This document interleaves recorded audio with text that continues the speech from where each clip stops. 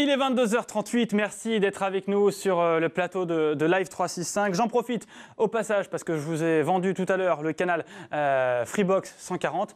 On existe aussi sur, bien sûr, Numéricable.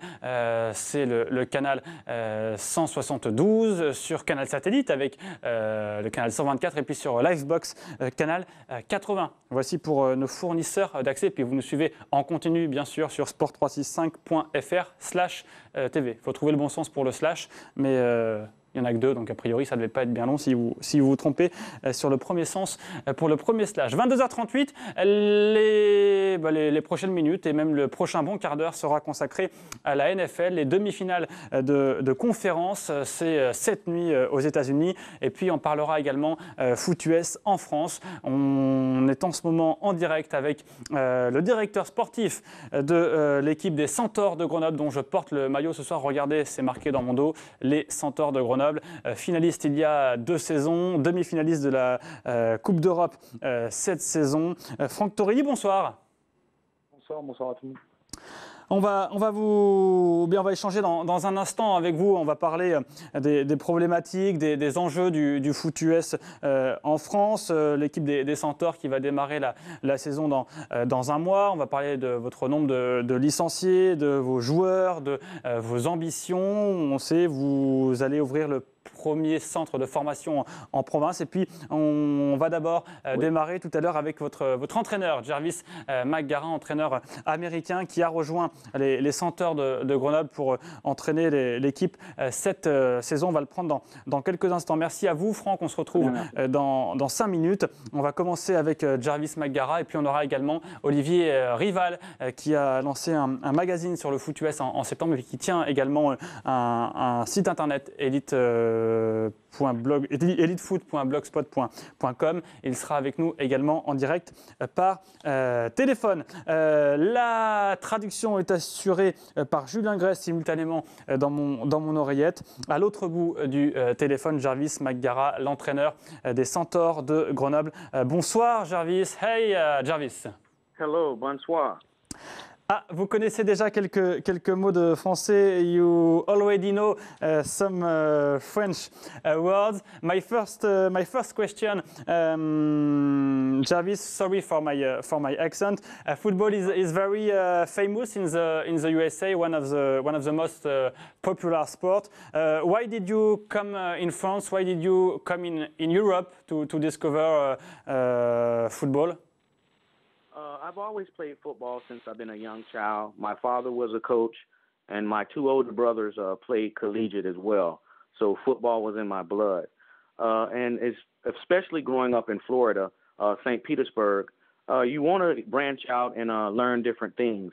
Both of my parents were teachers, and once I found that I had an opportunity to come to Europe to play as well as spread the word of football as an ambassador, I couldn't turn down the opportunity. I was excited. Europe is lovely. I love it. And it's almost to the point that you don't want to leave. Merci Jarvis. Je vais enchaîner pour la traduction. I will present for the French people the traduction.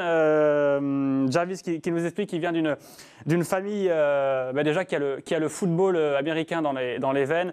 Son père était entraîneur, ses frères ont joué. Que partir en Europe, partir en France, eh bien c'est tout simplement pour un nouveau challenge, découvrir de nouvelles opportunités, qu'il a été éduqué dans cet état d'esprit de découvrir d'autres choses, que c'est un certain way of life, comme on dit là-bas, un état d'esprit pour découvrir des nouvelles opportunités sur un nouveau continent. Merci Jarvis, on va continuer avec vous. Why do you think about French football, about French championship? What are the main difference with football in the United States? Qu'est-ce que vous pensez du championnat français? Quelles sont les principales différences avec le foot US aux États-Unis? To be honest with you, it's not a big difference. It's just that growing up in America, in Florida, we play football, American football early, as well as learning the game and watching it on TV. In Europe, the young men usually grow up playing soccer, football or rugby. And, you know, they're more accustomed to those, growing up early playing those sports as well as basketball. So it's just knowing the ins and outs of the game as well as the history of football, because the history of football helps you on the field as well, learning the different techniques and fundamentals of the game. Jarvis qui nous explique que la principale différence est surtout culturelle, parce que quand on est jeune, eh bien on a directement ça dans la peau, on découvre ça très vite aux États-Unis, alors qu'en France, qu'en Europe, les jeunes démarre avec le soccer, avec le foot comme on l'appelle nous, et qu'il y a du coup une culture du foot US à apprendre, une histoire, un savoir-faire à découvrir. Voici la principale différence. Il est vrai qu'on l'avait évoqué tout à l'heure avec Marc-Angelo Souma, le président de la Fédération française, que le foot US n'est pas, on va dire entre guillemets, un sport culturel français. On va enchaîner avec une autre question pour vous, Jarvis. Are you still interested about NFL, the next game tonight? Oh, yes. It's going to be exciting. Baltimore and I believe it's Denver playing against each other the first game. It's going to be a very tough defensive game. But two leaders, Ray Lewis as well as Peyton Manning, will show their leadership on the field. And the less mistakes that the team makes will be the team that wins.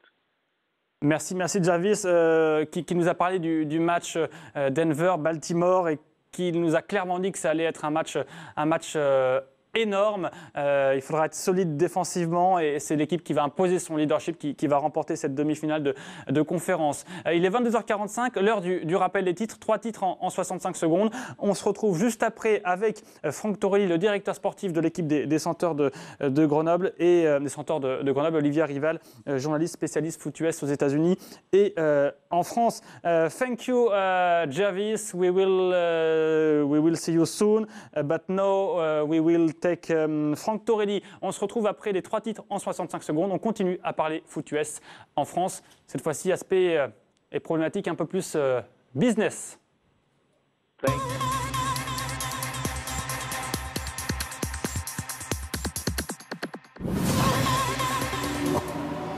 Lyon, nouveau leader de Ligue 1, les Lyonnais s'imposent à 3, 2-1. Le capitaine Maxime Gonalon permet à l'OL de faire la course en tête. Juste avant la pause, Benjamin Nivet égalise. Et c'est un autre joueur formé à Lyon qui offre le leadership du championnat aux siens. Samuel Umtiti profite de ce cafouillage dans la surface. Score final 2-1.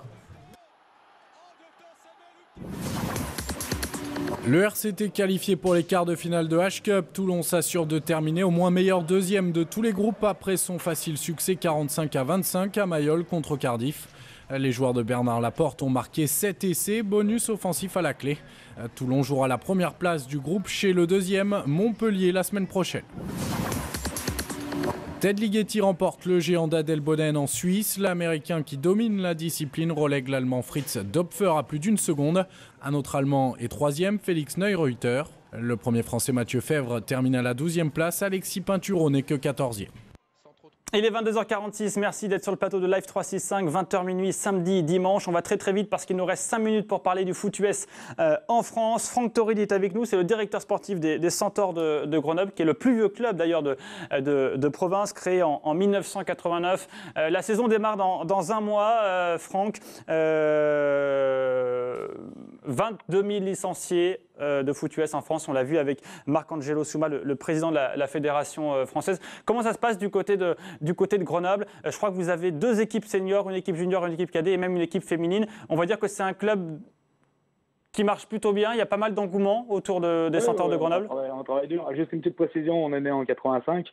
C'est un club qui travaille plutôt dur. On essaye de recruter un maximum, de former beaucoup de jeunes. On essaye de développer ce sport à travers la France. C'est vraiment un boulot qui prend tout notre temps, et puis c'est vraiment beaucoup d'enthousiasme de pouvoir participer à cette grosse aventure qui est l'expansion du foot US en France. Un budget de 100 000 € pour un club comme le vôtre. On le rappelle, le championnat c'est 10 journées, puis après des play-offs. Un budget de 100 000 € et des joueurs qui payent pour leur déplacement. Un budget un peu plus gros que 100 000 euros, effectivement. La plus grosse partie du budget, ce sont les déplacements, parce que c'est assez difficile de déplacer 45 personnes dans les différents coins de la France, voire de l'Europe, comme l'année dernière. Et autrement, oui, c'est un peu d'argent à trouver. On a la chance d'être un peu soutenu par les communautés, les différents sponsors et puis les partenaires publics. Aujourd'hui, on ne peut pas vivre du foot US en France. C'est un sport amateur, c'est pas encore professionnel. C'est un sport qui n'est pas encore très ancré culturellement. C'est difficile de vivre du foot US en France. Oui, aujourd'hui, on ne vit pas du foot US, ou alors on vit dans l'encadrement du foot US, c'est-à-dire que dans la formation des jeunes, ou là, à ce moment-là, on peut en vivre. Mais pour jouer au foot US, ce n'est pas un sport professionnel, non, on ne vit pas de cela, pardon. Dernière question, Franck, avant de passer à Olivier Rival. Vous en parliez, développer le foot US, vous créez un centre de formation, ça va totalement dans ce sens-là? Oui, c'est vraiment un gros pari pour nous. On essaye vraiment d'exploser en termes de niveau et en termes de licenciés. C'est quelque chose de pas encore réalisé en France. Je crois qu'il y a que le Flash qui a un produit qui est à peu près similaire. Les ligues proposent cela à l'heure actuelle, mais on va être le premier club de province à proposer un cursus scolaire et puis une formation quotidienne sur le football. Et j'espère que ça va apporter rapidement des gros résultats pour le club. Merci beaucoup et bon courage pour ces prochaines grosses échéances. Franck Torelli, directeur sportif des Centaures de Grenoble, dont je porte le maillot. Merci, on va passer à Olivier Rival. On est assez minuté par le temps. On a encore 1 minute ensemble avant de parler de handball. Olivier Rival, journaliste, expert foot US en France, fondateur du magazine Force and Goal qui est sorti en septembre. Et vous tenez également le site internet elitefoot.blogspot.com. Ce qu'on attend de vous, Olivier, c'est votre œil d'expert sur le foot US en France. Est-ce qu'un jour on va devenir professionnel? Est-ce qu'il y aura assez de partenaires privés? Est-ce que c'est facile de trouver des sponsors dans ce monde du foot US qui n'est pas encore vraiment très connu? Non, c'est pas facile. Est-ce qu'on arrivera à être professionnel? Ça va dépendre surtout de comment on va gérer la progression qu'on a aujourd'hui dans le foot américain français, parce qu'on a quand même beaucoup de clubs qui se créent, beaucoup de nouveaux clubs de licenciés. Ça va aussi se jouer peut-être ailleurs, c'est-à-dire dans le succès que vont peut-être obtenir certains jeunes Français qui sont en train d'aller dans les universités, d'aller dans les high schools aux États-Unis et au Canada. Parce que si on a vraiment des joueurs qui percent dans le foot universitaire américain et dans la NFL, on aura peut-être plus de médias et derrière peut-être la possibilité de voir grandir nos championnats en France et en Europe. Olivier, qu'est-ce qui manque selon vous au foot US en France pour performer, pour se développer encore plus? C'est des coups de pouce de médiatisation, on l'a évoqué tout à l'heure, on parlait du Super Bowl qui avait été retransmis sur France Télé, c'était un énorme coup de pouce pour vous? Ouais, les coups de pouce de médiatisation, l'impact de la télé, c'est énorme. Donc, il y a beaucoup de clubs qui travaillent de plus en plus là-dessus pour se montrer, percer. Aujourd'hui, la chance qu'on a aussi, c'est que Internet est là, la TNT, les chaînes câblées. Donc, il y a plus de place pour les petits sports comme nous. Et c'est avec ça qu'on arrivera à se montrer. Parce que je pense que derrière, il y a tout ce qu'il faut du point de vue des athlètes. Aujourd'hui, du point de vue des coachs, des entraîneurs, il y a une population de passionnés qui peut réussir. D'ailleurs, ça commence à se voir sur les résultats de l'équipe de France, par exemple. Donc, avec de la médiatisation, je pense qu'on va arriver à devenir un sport qui pourra peut-être compter dans les 10 ou 15 ans qui viennent. Merci beaucoup Olivier Rival, on était minuté par le temps, mais des idées nous trottent dans la tête et on espère vous retrouver très prochainement chaque week-end pour faire un point sur chaque journée de championnat, les cartons et les grosses perfs du week-end. Merci à vous, je rappelle que vous avez lancé dans les kiosques Force and Goal, magazine foot US et vous tenez le site internet elitefoot.blogspot.com. Merci beaucoup Olivier. Merci, à bientôt. Et puis je tenais à remercier également l'équipe des Centaures de Grenoble qui a mis à disposition pour nous sur leur chaîne YouTube les images que vous avez découvertes. Et puis également bien sûr, ça c'est de leur part, remercier leurs partenaires privés et publics, la ville de Grenoble qui leur met à disposition plusieurs terrains, Farid Derbal et Sylvie Landru. Merci à vous tous. Pour être complet, voici le maillot des Centaures de Grenoble. C'était notre 10 minutes foot US. Dans un instant, on va parler handball avec Grégory Prat. Et puis je vous rappelle, le championnat de foot US en France, ça démarre dans un mois. Cette nuit, c'est les demi-finales de conférence foot US, mais aux États-Unis. Allez, le handball, maintenant avec Grégory Prat qui va faire son entrée pendant que vous découvrez ces images, puisque la France s'est imposée